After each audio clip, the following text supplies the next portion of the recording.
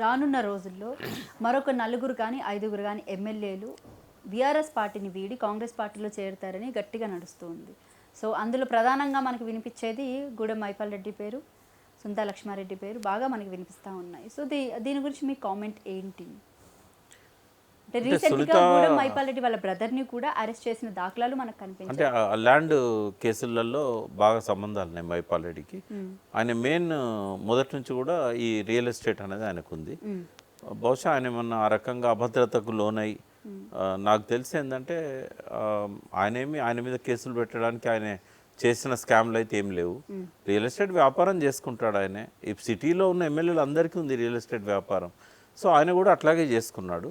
But తమ్ముడిని arrest చేసి ఒక రకంగా భయభ్రాంతికి గురి చేశారేమో, లేదా గవర్నమెంట్లో ఉండడం వల్ల ఈ తలనొప్పులు నాకు ఉన్నాయని చెప్పి ఆయన అనుకుండవచ్చు. బట్ అక్కడ పార్లమెంట్ ఎలక్షన్స్లో గెలవడానికి ఇప్పుడు మెదక్ పార్లమెంట్ సెగ్మెంట్ కింద పటాన్చెరు వస్తుంది. సో కేసీఆర్ గారు బహుశా పోటీ చేయవచ్చు. అక్కడ కాన్సన్ట్రేట్ చేస్తుండొచ్చు రేవంత్ రెడ్డి. కేసీఆర్ గారిని పార్లమెంటు పోనీయకుండా ఆపాలి కాబట్టి కొంత భయభ్రాంతులకు గురి చేసి ఆయనను తమ వైపు తెచ్చుకోవడానికి అన్ని అస్త్రాలు వాడవచ్చు. బట్ నాకు తెలిసి మైపాల్ రెడ్డి పోవడానికి నేను అనుకుంటున్నా. సునీతా లక్ష్మారెడ్డి గారు ఆమె కాంగ్రెస్ నుంచే వచ్చింది. కాంగ్రెస్లో మంత్రిగా ఉండే ఒక సాత్వికంగా ఉండే మనిషి. ఆమె అంత అగ్రెసివ్ కూడా కాదు. ఎలక్షన్స్లో అక్కడ ఉన్న బీఆర్ఎస్ సిట్టింగ్ ఎమ్మెల్యేని కాదని చెప్పి ఆమెకి ఇవ్వడం జరిగింది. మహిళా కమిషన్ ఉండే ఆమె, బట్ పట్టుబట్టింది నాకు కావాలి అని చెప్పేసి.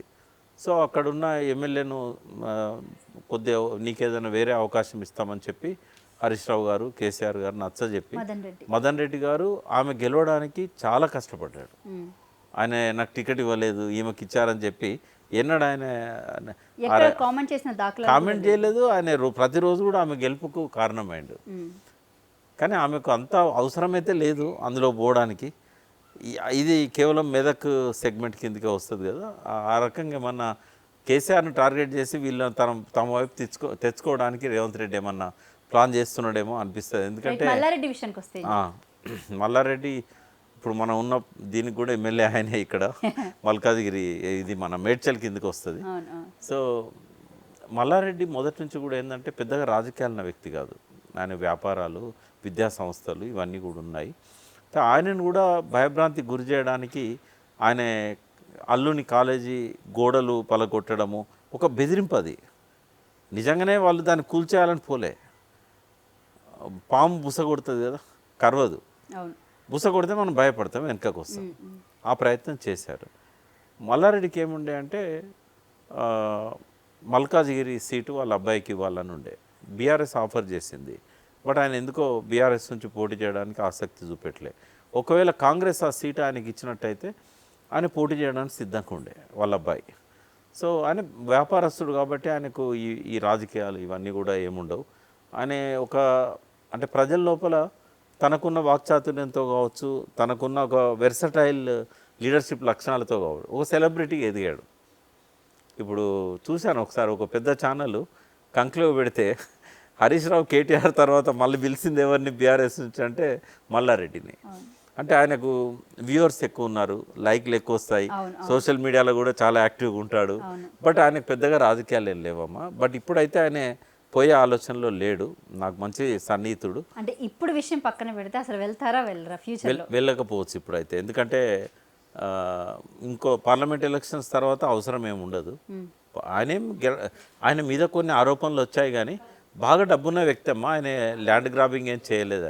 నాకు తెలిసి కొన్ని కేసులు అయినాయి ఆయన మీద, కానీ ఎక్కడన్నా అట్లాంటి ఆరోపణలు ఉంటే ఉండొచ్చు. బట్ వాస్తవంగా అట్లాంటి ఆలోచన అయితే లేదు. నాకు తెలిసి ఆయన పోడు ఇళ్ళనే ఉంటాడు. రైట్. రీసెంట్గా ఒక 20 days బ్యాక్ చూసుకుంటే కనుక తీగల కృష్ణారెడ్డి వాళ్ళ కోడలతో కలిసి కాంగ్రెస్ పార్టీకి వెళ్ళున్నారు. సో కేవలం ఆయనకున్న కాలేజీలు కానివ్వండి, యూనివర్సిటీలు కానీ కాపాడుకోవడం కోసమేనా కాంగ్రెస్ పార్టీకి వెళ్ళారనుకోవచ్చా? అంటే పోకపోయినా ఉంటాయమ్మా అవి. కాలేజీలకు చట్టబద్ధంగానే ఉంటుంది ఆ బిజినెస్ అంతా కూడా. ల్యాండ్స్ మెయిన్గా ఏంటంటే ఒకటేమో ల్యాండ్స్, రెండవది ఏంటంటే ఇంకా ఇది 5 ఏళ్ళ దాకా అధికారంలోకి వచ్చే అవకాశం లేదు కదా. అందులో పోతే ఈ సిటీకి సంబంధించి జీరో కదా కాంగ్రెస్ పార్టీ. ఎక్కడో ఇబ్రాహీంపట్నంలో ఒక మంచిరెడ్డి కిషన్ రెడ్డి మీద మల్రెడ్డి రంగారెడ్డి ఒక్కడు గెలిచాడు.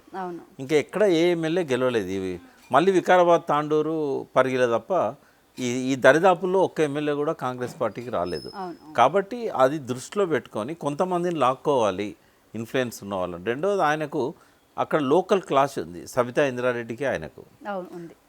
ఈయన ముందు వచ్చాడు, సబిత వచ్చిన తర్వాత ఇంకా ఆయనకు అవకాశం లేకుండా పోయింది. అవును. సో మళ్ళీ అధికారంలోకి వస్తుంది బీఆర్ఎస్, నాకు ఏదన్నా ఒకటి స్థానం ఉంటుంది అని ఆయన ఎక్స్పెక్ట్ చేశాడు. బట్ బీఆర్ఎస్ రాలేదు.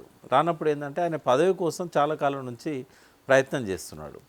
ఇక్కడ అవకాశం లేదు, అందులో పోవచ్చు. రెండవది వ్యాపారాలను ఆయనకు కూడా రియల్ ఎస్టేట్ ఇట్లాంటివి ఉన్నాయి. ఆయన కాంగ్రెస్లో ఎప్పుడు లేడు. ఆయన తెలుగుదేశం నుంచి వచ్చిన వ్యక్తి, మేయర్గా కూడా తెలుగుదేశం పార్టీలో పనిచేశాడు.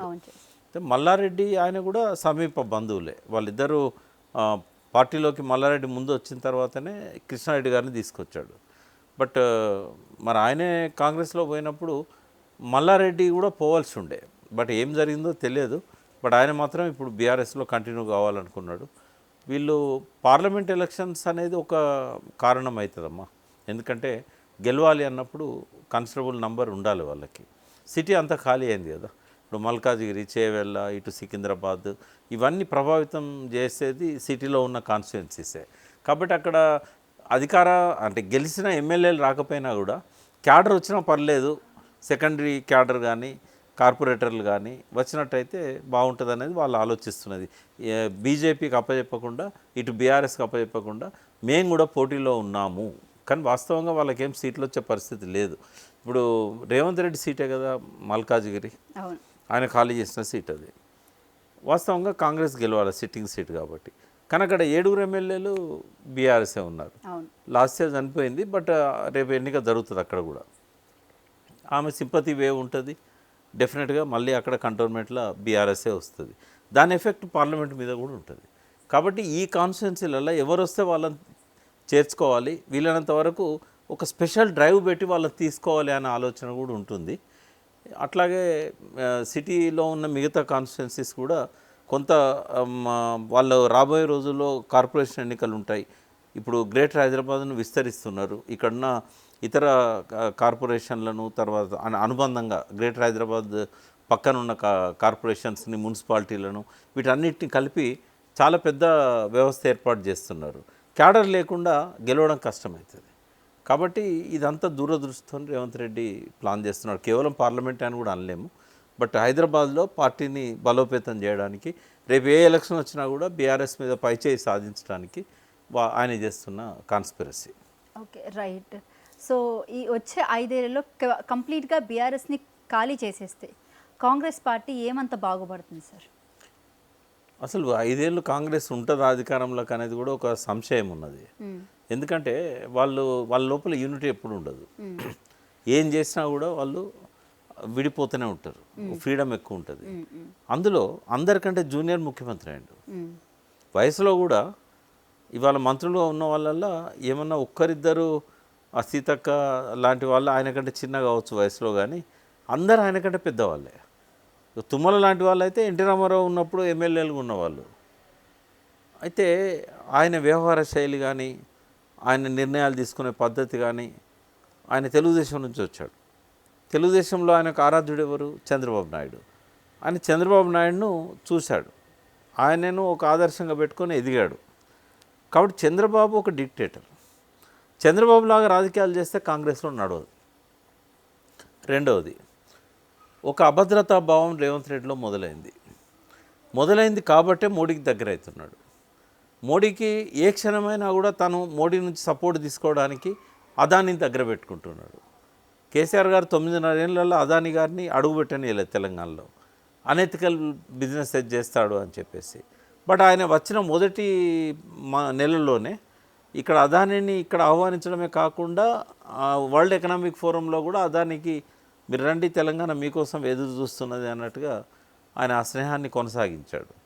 సో అమిత్ షా, మోడీ వాళ్ళతో సయోధ్య జరుపుతూ రేపు ఎప్పుడైనా ఇక్కడ ఇబ్బంది ఎదురైతే ఇక్కడున్న ఉత్తమ్ కుమార్ రెడ్డి కావచ్చు, బట్టి విక్రమార్క కావచ్చు, పొంగులేటి శ్రీనివాసరెడ్డి లాంటి కావచ్చు, వీళ్ళంతా కూడా ఏమన్నా ఎదురు దెబ్బ తీసే పరిస్థితి ఉన్నప్పుడు వాళ్ళ సపోర్ట్తోని ఒక స్కీమ్ బి కూడా ఆయనకు ఉంటుంది.